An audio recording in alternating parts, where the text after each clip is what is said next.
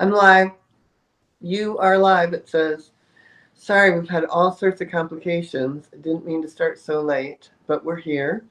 And Claudia, is anyone on with us? Um, People joining? We'll give people a couple minutes. The live is coming up. It takes a little minute. Okay. So I'm very excited about today. I'm excited about this whole series. It's been quite a series. And for a moment, I would just love to review. First, we talked a lot about the animal empath. We spent 2 weeks talking about our role of, maybe being, not feeling like we could step in like we would or could or should. And then eventually we had Sarah McCrum where we talked about money and how we could step in with money and how we can step in with money, like to money, in relationship with money, and that could really help. And then we had Sophie Gamont, who was so inspiring with how she created, used her art basically to create the images that she created in order to really get, oh, sorry, my leg, my back, to get a new transformative image across to create a whole new way of people thinking about, in particular, pit bulls. And that was actually a fearful, that she was afraid of them originally. I mean, it's just so powerful, the transformation she had in order to transform that for others and the impact that had on, um, just rescue in general, of not having these sad sack pictures, but these really beautiful, extraordinary pictures of showing who these animals could be. And then, of course, last week we had Andrew Harvey, who lit us all on fire. So it's been quite a series, and believe me, today we are in for a treat. If you're new to me, my name is Joan Ranquet. I'm an animal communicator, author, TEDx speaker, and founder of Communication with All Life University. And the school is a program for people to learn animal communication or become an animal communicator, to learn energy healing or to become an energy healer. And we have a nature and wildlife part of the school that we're opening up, and we have all kinds of exciting things. And one of the things that we have coming up is a virtual retreat. And I know that a lot of people have experienced loss or will experience loss, and the virtual retreat is all about death, dying, and beyond. And we actually do a Sunday on lost animals. So that's very, I'm not going to say fun, but it's deep, it's heartwarming, and it's got its own weird fun to connect in that really profound way with the other side. And if you have questions about it, we're doing an Ask Joan tomorrow at 3 p.m. And it's going to be really fun. We'll just throw out the Zoom link here. I know the Zoom link went out in my newsletter the other day. So that's one way you could find out more and get to know me. And then we have the Spring Intensive that is April 1st through the 9th. And on the first 3 days, we do animal communication. The next 3 days, we do EFT, emotional freedom technique, tapping for animals. And then the last 3 days, we do animal communication in sanctuaries. And one of the wonderful places that we get to go to is the Gentle Barn, which brings me to, we have this amazing guest. We have the founder of the Gentle Barn with us, Ellie Lax. And so, Claudia, maybe you can share about Ellie so I can finally have a sip of my coffee. Okay. Ellie Lax is the founder of the Gentle Barn Foundation, a national organization that rescues and rehabilitates unwanted animals and heals people with the same stories of abuse and neglect. She is a powerful speaker, celebrated animal welfare advocate, humane educator, and the author of My Gentle Barn, Creating a Sanctuary Where Animals Heal and Children Learn to Hope. Ellie founded the Gentle Barn in 1999. She invented her own gentle healing method that allows old, sick, injured, and terrified animals to fully recover using a mixture of Western medicine, holistic healing modalities, holding therapy, and lots of love. Ellie is an expert in healing orphaned and sick animals, like puppies with parvo and calves from veal crates. Ellie has hosted hundreds of thousands of at-risk inner city and special needs children, war veterans, seniors, victims of domestic violence, children in foster care, and those in recovery from drug, alcohol, and gang affiliation.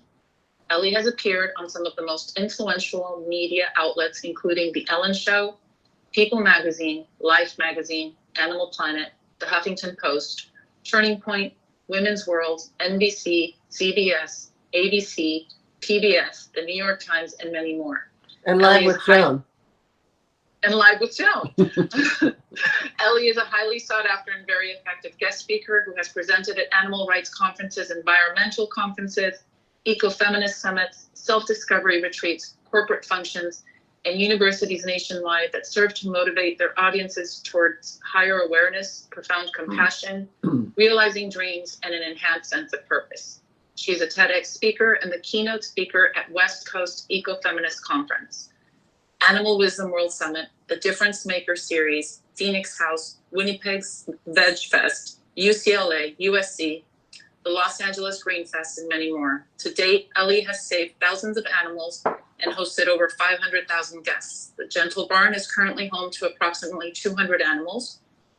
The Gentle Barn has 3 locations in Los Angeles, California, Nashville, Tennessee, and St. Louis, Missouri. It is her goal to be the voice for animals, share their stories, and open the hearts of humanity towards all living beings, teaching people kindness and compassion to animals, each other, and our planet. For more information, please visit www.gentlebarn.org. Let me repeat that. It's www.gentlebarn.org. I put the in there by mistake. And this is her book, My Gentle Barn. Are we ready? Yes, we are. Ta-da! Hello. Hello. I'm so happy. Usually we see each other on a dog walk, but here we are in clothes. Weird. And not like dog gear. Welcome. Yeah, I'm so happy to be here. Yeah, so I have a whole bunch of, I just got a text from Claudia to bring my camera closer. Well, I texted you that so I wouldn't have to, I should know better. There we go. All right, is that better? Yes. Okay. So I'm so excited that you get to be here with us. And one of the things that I stalked Ellie for a while, and then eventually I was living in Seattle and I'd watch all these videos. And then when I moved down here, I didn't realize that she was 7 minutes away.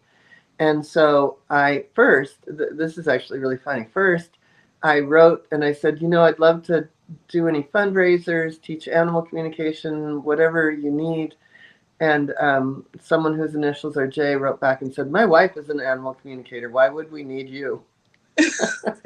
So the next week I was hosting a summit with a league, what is that? Great vegan. Anyway, so we had this thing called Hope for Animals Summit, and we had amazing speakers.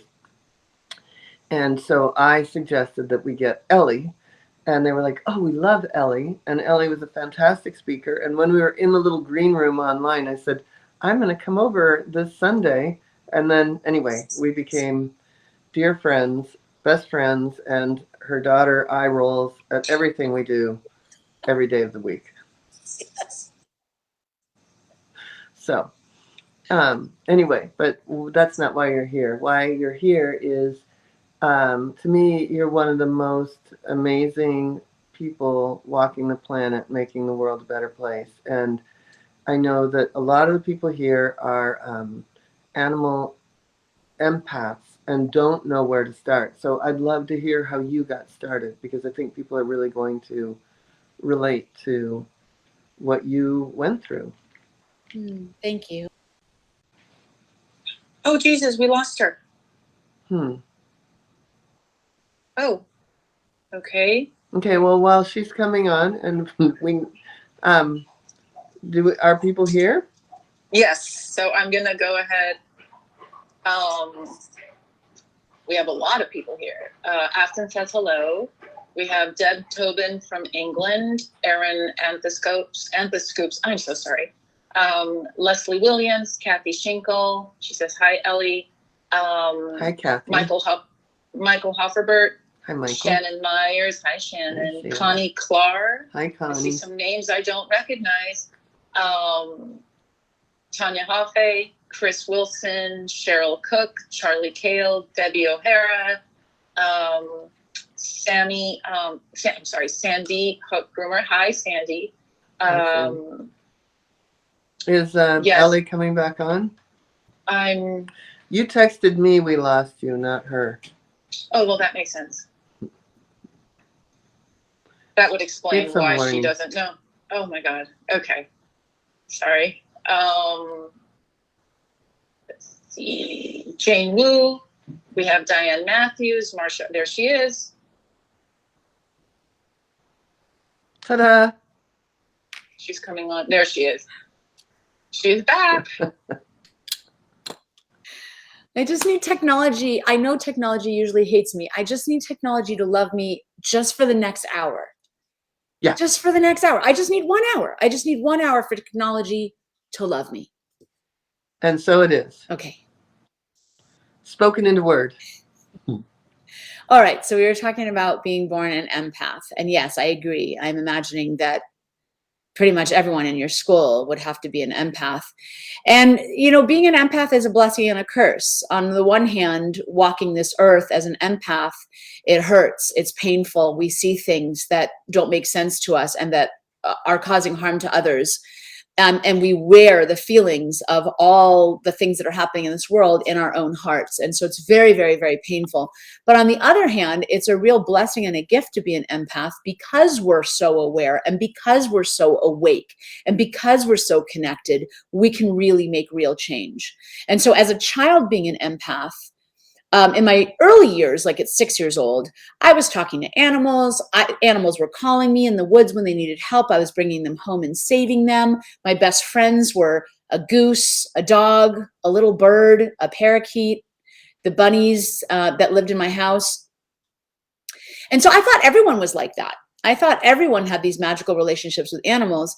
But as I grew older and realized that other people didn't see animals the way that I did, and other people ate them or wore them or threw them away when they were done with them, it started really, really hurting me to see the pain and the apathy, but also hurting me to know that I was different from everyone else. And so in a desperate attempt to become normal and be like everyone else, I just wished my connection away. I wished my empathy away, and I just wanted to be a normal person. And of course, the minute I became a normal person, going to parties, dating guys, drinking, ditching school, that was like a sure way to my own demise. Because when we deny who we are and we try to be something else, that's never, ever, ever going to work. And so that led to a drug addiction. It led to suicide attempts, and it almost led to me being off this planet until I had this epiphany. I kind of sat down and said, look, if you don't want to be here, go. And if you want to be here, then get your act together, but don't be here in this middle lane where you're not productive or contributing and you're also not gone. You're just like in this middle space of hell with your drugs and your misery. Choose. And so I sat in the corner of that room, and my whole life I had wanted to be off this planet, but in that moment, something made me choose life. And I said yes to life, and I said yes to who I am. And the way out of that hole and the way to survive from that point forward was for me to embrace every single solitary aspect of who I am. Talking to animals, even when people think I'm crazy. Loving nature, even though people don't agree. Wanting to save animals, even though most of the world is destroying them. And just being that light and being that authentic self, no matter where I was, no matter what other people thought of it. And little by little by little, I started really appreciating myself and finding a way that I could take who I am and contribute to the world, which is to open the Gentle Barn, to save animals and help people see how amazing these animals are through my eyes. And so It's so amazing. Thank you. But I think that's in front of all of us. Like if we just assess who we are, stop trying to shove it away and deny ourselves, embrace who we are, and find a way that only we can contribute to the world, that's when we shine and that's when we're happy.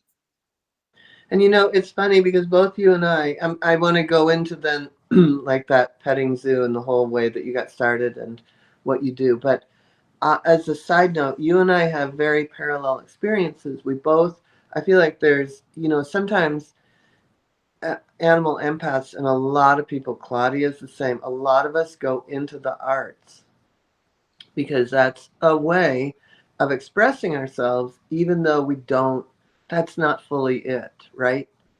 And then another thing that happens is addictions, because we're just numbing all that, the pain, Yeah. our own pain, the pain around us, the pain we pick up on, all of it, being on this planet. So I just think that for anybody that's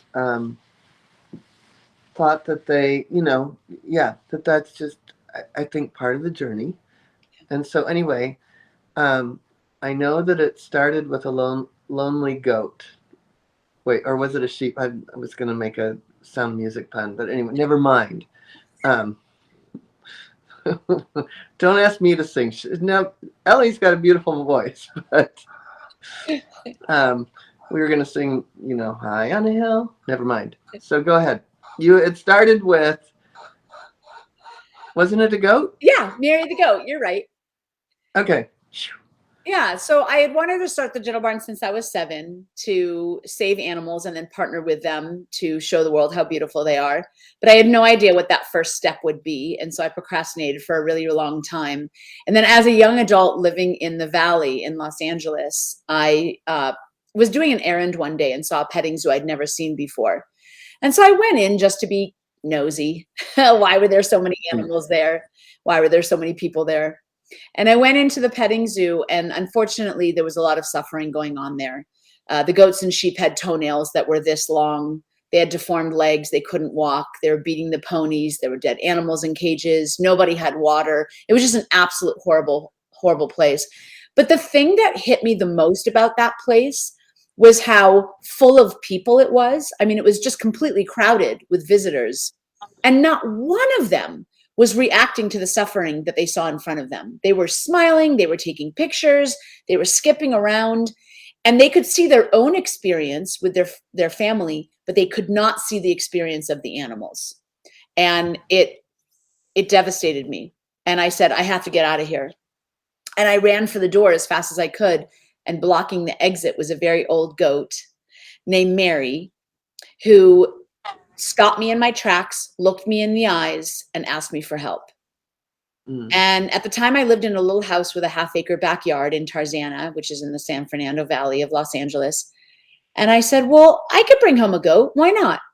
And so I said, yes, I will help you. Wait right here, and I'll be right back. And I went to find the owner and said, hey, can I have the goat? And she said, no. And I said, can I name her? Can I buy her? I'll pay you for her. And she said, no. And I said, look, that goat is going to die. That goat is in really, really bad shape and needs some help. I'll tell you what, I really, really need to have her. And so I'm going to stay here until you say yes. And I stayed there for 12 days. And on the 13th day, she handed me Mary the goat, and I took her home. I found a veterinarian to help me remove her tumors and trim her nails and teach me what she needs to eat. And he taught me how to massage her deformed legs so she could walk again. And a few months later, she was bouncing around the backyard as happy as can be. And it was the greatest feeling I'd ever had in my life. I was like, this is who I am. This is who I was meant to be. I have to do this for the rest of my life. And I went back to the petting zoo. I got more broken and sick animals, healed them. And then one day looked out my window to a backyard that was full of animals and said, holy cow, I just started my dream. Now it's almost 23 years ago. And at the time, it's interesting because I was living in West Hollywood and talking to animals, and you had a dog rescue, so this wasn't new to you. Mm-hmm. Yeah. I when I was a kid, I always promised myself that the minute I had a paycheck, I would go to the shelter and use my money to take out animals that were on death row. And so I started a dog walking, dog boarding, dog grooming business, No dog walk. training business. And that very first paycheck, I drove immediately to the shelter, and I ended up getting a dog and her 7 puppies that were all about to be euthanized that day, and brought them home, and that started my rescue career. My rescue before the Gentle Barn was called Rover Rescue. And I remember hearing about Rover Rescue when I was living in West Hollywood, and I was always going to reach out to that woman. Wow. Anyway, so what does the Gentle Barn do? So 23 years ago, it exploded into, you end up in Santa Clarita, you've got this beautiful spot. Now, what does the Gentle Barn do with humans? Once the animals have come in and been healed, what does it do with humans? So when I was a child going through the angst and pain of growing up, it was always animals that I turned to. It was animals that I cried to. It was animals that looked at me like I had some value. It was always animals that urged me to stay here when I was trying to plot my way off of this planet. And so I know firsthand how healing and life-saving animals are. And so part of the original design of the Gentle Barn was not just to save animals that had nowhere else to go, but to work with them to heal people that are suffering like I was as a child. And so we are open to the public on Sundays, so people can come and hug the cows and cuddle the turkeys and give the pigs tummy rubs and hold the chickens and hear their stories of resilience. We host private tours, school field trips, and birthday parties so that we can plant the seeds in young people's minds of the intelligence, affection, and magic of animals so they can go back to their own neighborhoods and be kinder and more thoughtful to the animals around them. And we host cow hug therapy. So almost 23 years ago, I rescued my very first cow. Her name was Buddha. And at the end of long days, when I was feeling exhausted or challenged by what I was going through starting a new nonprofit, she would be laying down being adorable, and I would sit down next to her and I would lean my back against her, and she would wrap her neck around me and hold me. And I was like, oh my, and she would wash away the day, and she would wash away my fears, and she would make everything good again. She would help me get grounded and centered and rooted again, ready to keep going. And I remember being in those embraces saying, everyone in the whole world needs a cow hug. So we started getting all our guests, and we would work with kids in foster agencies and drug and alcohol rehab centers and domestic violence shelters and homeless shelters and war veteran centers and senior centers and inner city schools and classes for those with special needs. And we would invite them all to come out to the Gentle Barn to heal among the animals. But the very first thing that everybody had to do when they came to the Gentle Barn is hug a cow, because there's something about putting our faces down on a cow's shoulder, closing our eyes, breathing in and out a few times. It opens us. It helps us become vulnerable. It helps us get grounded and centered. And then they can really start identifying with what they're going through, connect with the animals, and start their own recovery process. Over the last couple years during the pandemic, there were so many individuals reaching out to us. You know, when is the Gentle Barn going to reopen again? I need a cow hug. I need a cow hug. I need a cow hug. And finally, I was so sick and tired of sitting on the sidelines watching people suffer that I said, even before we reopened the Gentle Barn, I said, I'm opening cow hug therapy for people. And so in March of last year, we opened cow hug therapy for individuals where they can come for an hour session. They can talk to me, tell their story and ask questions, or they can just sit in the meditative quiet and stillness of the barnyard, hug cows, and wash away the past and be able to get hope for the future. That's amazing. Before I go on, how are people saying hi? Are people responding, reacting, Claudia? Oh, well, let me go all the way back up to the top. So, yes, people are commenting. Charlie Kale says, good morning to all. Can't wait. Ellie rocks. That was right at the beginning. Debbie O'Hara's on. Yasmin says, hello, Joan. Hello, Ellie. Hello. Everyone's so excited to get to see and hear Ellie.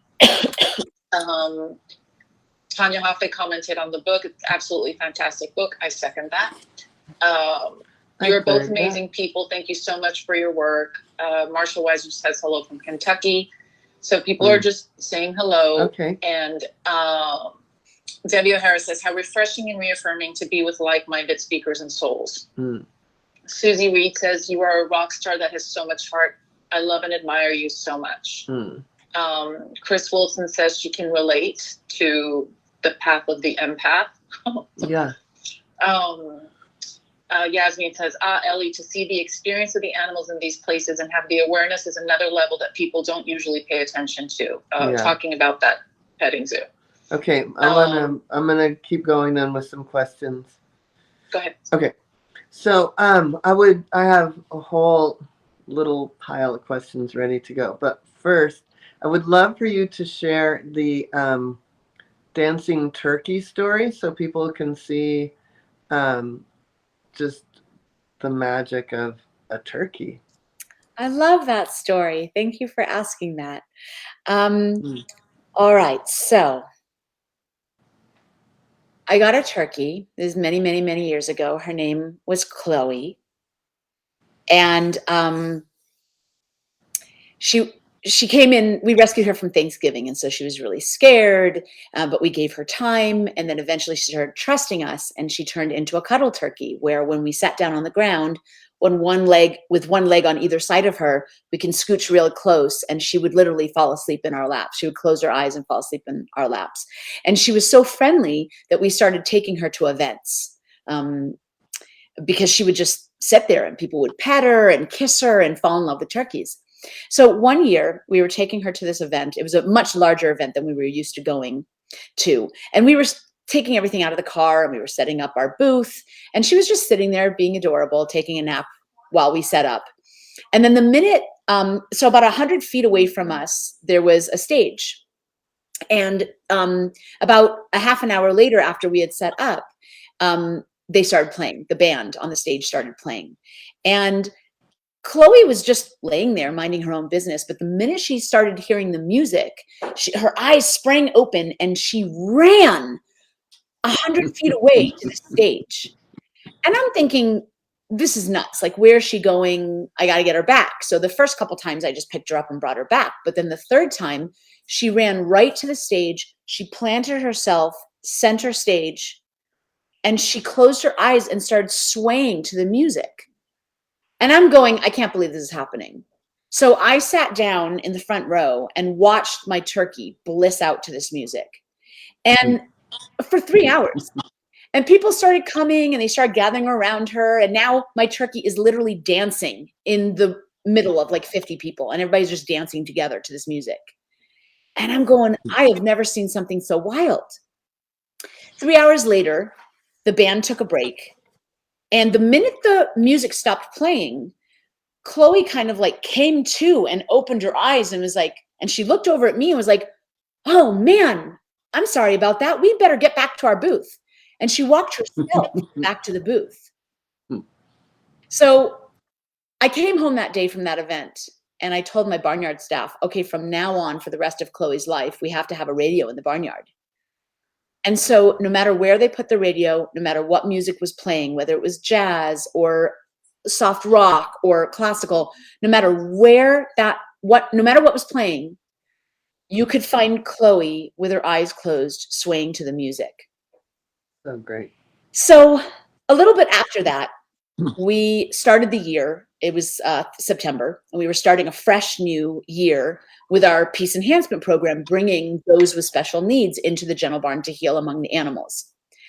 And it was a group of high schoolers with special needs, all different kinds of special needs. And they were there for the very first day. And I started with a little chicken named Strawberry, going around to each of them, asking if they wanted to pet the chicken. And they all were smiling and petting her and asking questions, and it was delightful. And then I got to the very last teen, and the counselors jumped in front of her and said, no, no, no, no, no, not this girl. And I said, would you mind if I asked why? And she said, yes, this girl has fits of rage in the classroom and at home. She claws, she bites, she throws things. She's very, very dangerous, and we can't put a little chicken in her arms. Now I'm hearing them say these words, but I'm looking at her face this teenager, and her face is soft and humble and sweet. And she doesn't seem angry or volatile at all. So what I explained to the counselors was, you know, the rule here at the Gentle Barn is whether you're a human or an animal, when you're here at the Gentle Barn for the first time, you get to decide who you are. I don't care what you've done in the past. I don't care what you've been through or gone through. I don't care what people say about you. The past gets to be washed away, and you get to stand on the Gentle Barn soil and decipher and determine who you are. So I explained that to the counselors, and I said, I would like her to decipher who she is today. And if you wouldn't mind, I will take the liability of the chicken. So they kind of rolled their eyes and were not too thrilled with me, but they kind of moved out of the way. And I brought Strawberry the chicken over to this teenager, and I asked her if she would like to pet her, and she nodded yes. And I took her hand and I helped her pet Strawberry, and she had a huge Texas-sized smile on her face the whole time. This teenager, she was 16 when I met her, was in my program for 2 years until she graduated high school. She hugged the cows. She brushed the horses. She held the chickens. She cuddled the turkeys. She pet the goats and sheep. She laid with the pigs. And not once, not ever, was she ever anything but smiley and sweet and humble and soft. She was never angry or volatile at the Gentle Barn, not once. So once she returned for the second year of our program, so backstory on her. She was born normally functioning, except for she was born blind. But she loved to sing and dance. She would twirl around like a ballerina. She would sing a lot. Then when she was 4 years old, the great earthquake shook Los Angeles and Northridge. 93. In 94, yes. And I think that, and I think the experience was so incredibly traumatic for her that she was probably screaming because she could feel it but not see it. I'm imagining that her family told her, like, be quiet, stop screaming. And for whatever reason, in that moment, the trauma coupled with the lack of eyesight, coupled with however her family responded, she decided in that moment she would never speak a word again. And she didn't. So when I met her, she had not spoken one single word in 12 years. And she went to speech therapists and psychologists and psychiatrists, and her teachers were helping her try to speak. She had not spoken one single word in 12 years. So when she returned for the second year of our program, it became my mission in life to help her to speak. And I remembered them saying that she loved to sing and dance. And it just so happened that I had a turkey that loved to sing and dance. So I said, maybe there's something there. So one day I went up to her and I said, listen, I have someone that I want you to meet. And I told her all about Chloe and Chloe's story and how Chloe needed music. And then it was really, really important that we sing to her every day because music was so important to her. So I brought her over to Chloe and we sat down together and I started singing. And the teenager just sat down next to Chloe, petting her while I sang. And we did this for 3 months. But in 3 months, she started humming under her breath. And the next month, she started singing along with me. And by the time she graduated our program at 18 years old, she was 100% fully vocal and communicative in home and at school because of her shared love of music with the turkey. I can hear that story a million times and I still get teary-eyed. So that's my absolute favorite story.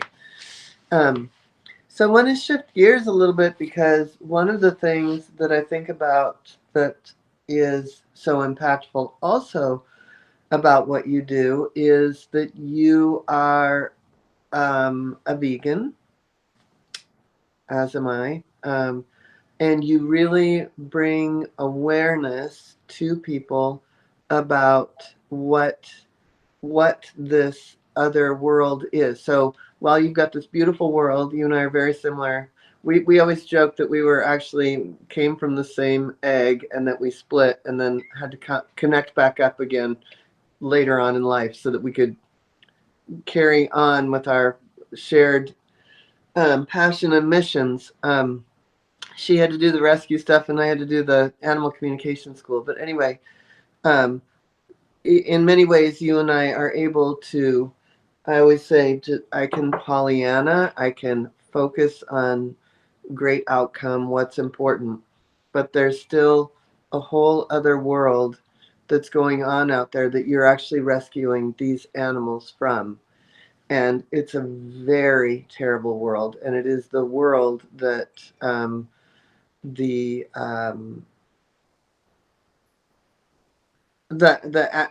empath would absolutely not want to hear about. But I think we have to talk a little bit about it because it is absolutely what, if we don't do some, if not now, when are we going to do something about it?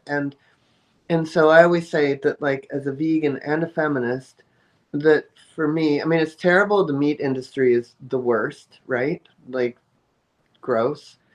And we can talk about that in a moment, what they do to those animals. But as a vegan and a feminist, to me, I think of dairy as absolutely rape culture.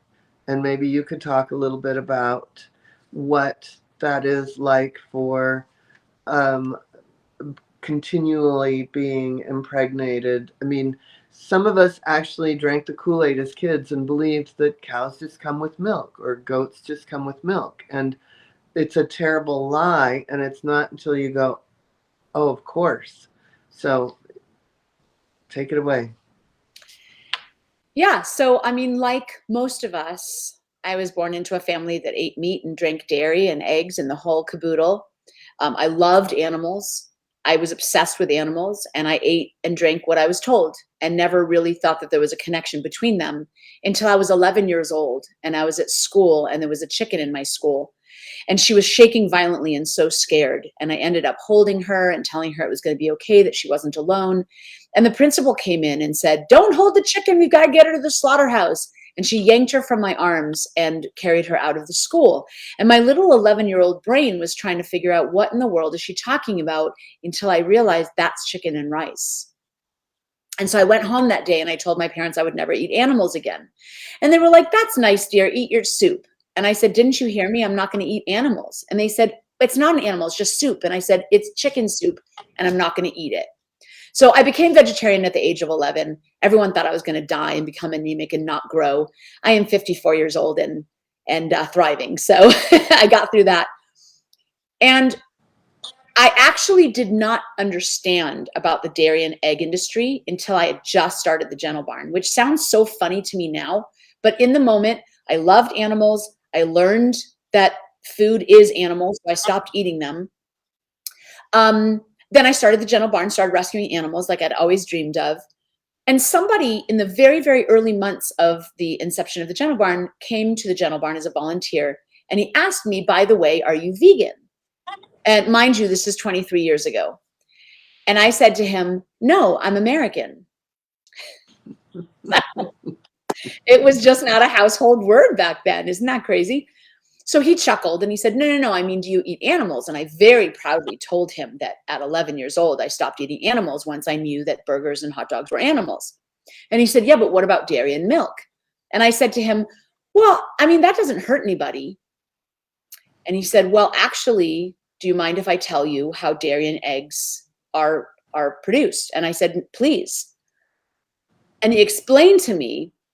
And again, now looking back, it seems so incredibly obvious. I don't know why it took me so long to learn it, but I think All of us. it's all of us. Like, we are raised with lies, we're raised with ignorance. We do what we're told, and then when we find out, it's like so obvious. So what he told me was, cows are not special animals that just have milk coming out of them, like an apple tree has apples or like a cornfield has corn. Cows are just mammals, just like any one of us. So just like I had milk for my children, but I don't have milk now, dogs have milk for their puppies, giraffes have milk for their baby giraffes, cows have milk for their babies. It's what all mammals have. All mammals give birth to live babies, and all mammals have milk for their babies. And so cows are mammals, just like any other animal. And the only way to get that breast milk is if they're pregnant. And so what the dairy industry does is they impregnate hundreds of thousands of cows by raping them, by impregnating them against their will. Then they go through a gestation period of 9 months, just like we do. And when they have their babies, they're allowed to lick them and nurse them for a few couple times and love them. And then those babies at a day or two old are taken away from their moms. Their moms scream on the top of their lungs for their babies that have just been kidnapped. The babies are then put in veal crates where they can't walk, so their meat and their muscles remain mushy, and then they're slaughtered at 8 weeks old if they survive that long and made into veal. He then went on to say the reason why he doesn't eat eggs and vegans don't eat eggs is because in the egg industry, they have these big, huge hatcheries where there are thousands and thousands and hundreds of thousands of eggs.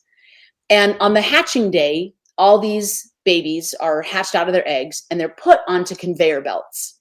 And the conveyor belt brings them to the first station where they're sexed. In the first 24 hours of a bird's life, their organs, their sex organs are on the outside, so you can see if they're male or female. Within the first 24 hours, those organs go inside their bodies, and then you can't tell without a blood test.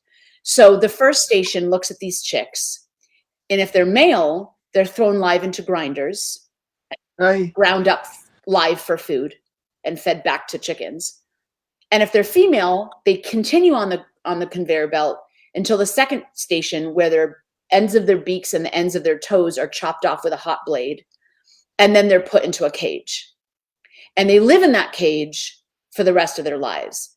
Now, I know now because there's more awareness about eggs, so people don't want to support that industry. So they've come up with a term called cage-free. But I want you to know that cage-free is actually a legalized term, legalized by the egg industry. So when you and I say cage-free, that means an animal living wild and free, right? But when the egg industry says cage-free, that is a term that they coined and legalized to mean a cage that is either 3 feet wide or a warehouse just packed with chickens. So they're either still in a cage or they're in a warehouse with hundreds of thousands of birds. They never see the light of day. They are kept in the dark. They live in their own feces, so they get lung infections and can't breathe. And other dead animals. Yeah, they trample each other, so they're constantly smushing around on dead animals. They're kept in their own feces, and the stench is so bad that they go blind after a few weeks, and they get lung infections. And then, of course, they're slaughtered when they're very, very young. So even the term cage-free eggs comes from enormous, enormous cruelty. And then those chickens, they're genetically engineered to start laying eggs way earlier. In the wild, just so you know, and this is one of the most shocking things that I learned. Every single bird, whether it's a duck, a goose, a chicken, a wild bird, a parrot, a finch, it doesn't matter. Every single bird on this planet is designed to lay 7 eggs a year. That's it. They lay a batch. If it's viable and they have their babies, then they raise their babies and they're done for the season. If the first batch gets destroyed by a predator or something, or the nest falls down, then they lay a second batch and they raise their babies. So that's it. Chickens are designed to lay 7 eggs a year, but because of the genetic engineering that they go through, they have created basically a man-made chicken that's designed to lay eggs at 12 weeks instead of 2 years. And instead of 7 eggs a year, they're designed to lay 1, 2, or 3 eggs every single day. And then by the time they're 2, their uteruses and their bodies are just so completely destroyed that they're sent to slaughter. And now we just, oh, there you are. I thought I lost you for a minute. Yay. That was like the perfect pause to like, yeah. Yeah. Anyway. So when this horrific. man told me all of this information, I looked up at him and I said, well, you just asked me if I was vegan. I'm vegan now. And that was the day I went vegan almost 23 years ago. I have been vegan ever since. And I will tell you that there's an incredibly wonderful feeling about being able to lay my head on my pillow each night, knowing that no one suffered or died for me to live. Mm-hmm. My body is healthy. I live off the earth, fruits and vegetables, nuts and grains. I live among the animals. It has heightened my intuition tenfold. I am so much more intuitive now that my body is clean and I'm living in harmony with animals and Mother Earth instead of exploiting it and living off of it. My conscience is clean and I feel good. And here's the last thing I want to say about this. and people don't like to talk about this. And when I say this, I'm imagining there are people that think I'm just being overly dramatic, but I really, truly believe this. I believe that we are in absolute crisis. We are in crisis. We do not Right. have as much time as people think we have. No, we don't. Raped and pillaged Mother Earth. We have chopped down the forests. We have ransacked and polluted the waters, and we have murdered and caused to suffer her animals. And what's going to happen with the overpopulation and the devastation that we have heralded upon this earth is eventually we are really only designing our own extinction. We are going to go extinct unless we change, unless we learn to preserve the forests and clean the waters and eat from the gardens and live in harmony among the animals. And if we can do that quickly, then this will be the planet paradise that we have come to know and love, with her waterfalls and her jungles and her different creatures. And we will live in harmony for many, many more generations. But if we don't awaken, we will cause our own extinction, not to make extinction of other species every single solitary day. Every day. Every day. Every day. And we don't have a lot of time. This is urgent. And I call this time in history the Great Awakening. Throughout history, we have gone through our own physical evolution. We've gone through the technological evolution and the Industrial Revolution. It is now upon us to go through a spiritual awakening and a spiritual evolution, where we understand and realize that we are all the same, no matter what we look like, that we are to save each other, lift each other up, and speak on behalf of each other, and not the other way around.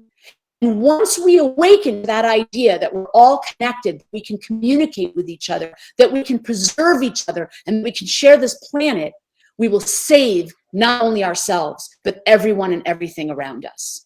And that's why I think what you do, Joan, is so important.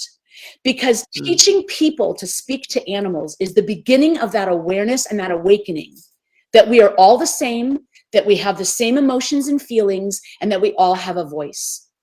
And for your students in particular, it is vitally important that they start their journey to gentleness and become vegan. Because, and I'm talking directly to you now, those of you that are students of Joan Ranquet's in the School for Animal Communication and on your own journey of awakening, being vegan is such an important step, because you are not just here to learn to communicate to animals so that you can make money and help dogs be happy. You are not here to learn to trust your own instincts and your own impulses, to awaken to the power within you. You are here, whether you know it or not, you are here to speak and act on behalf of everybody on this. Oh, here comes Penelope.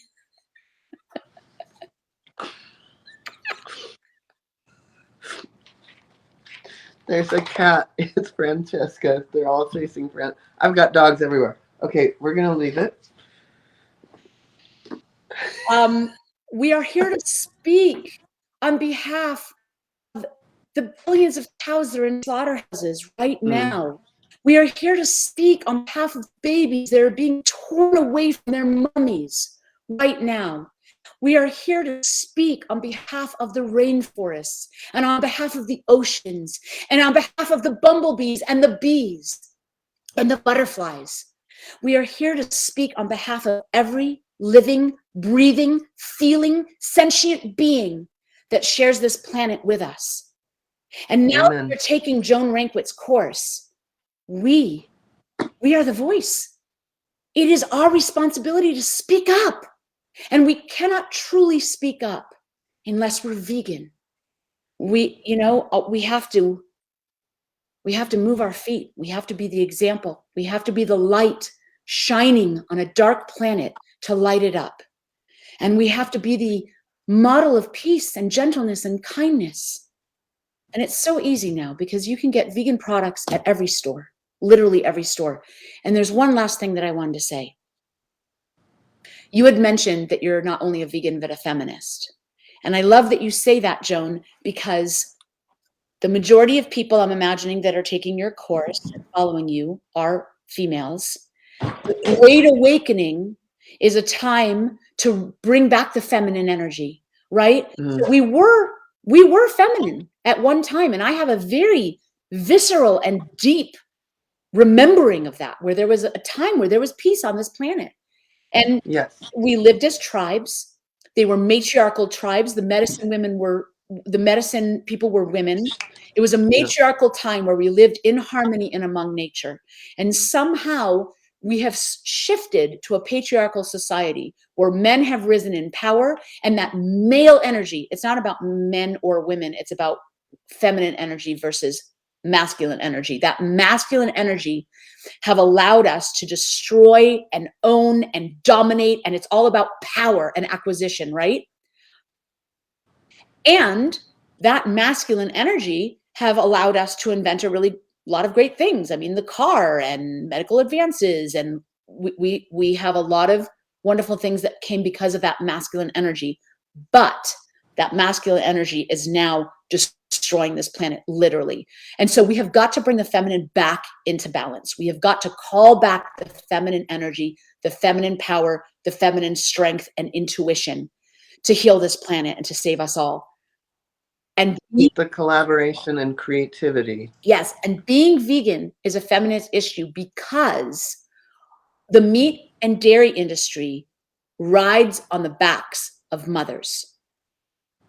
In the dairy industry, they are murdering mothers' babies and stealing those babies' milk. In the egg industry, they are forcing life from babies who will lay eggs that will never know their children and never know their mothers.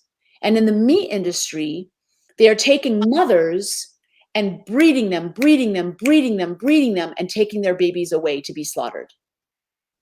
So the meat and dairy industry is riding on the backs of mothers, and us as women, as feminine, as intuitives, as empaths, we have got to abstain from those heinous practices and model that peace and kindness, gentleness, empathy of harming no one and flourishing on this planet.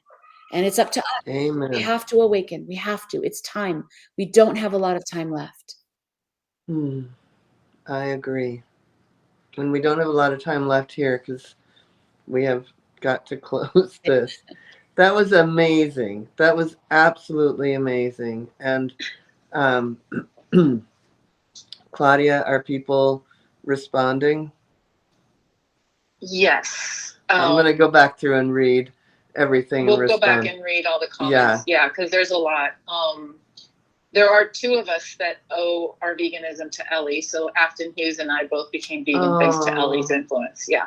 That's awesome. I think I probably did too. I can't remember. I was still living in Seattle.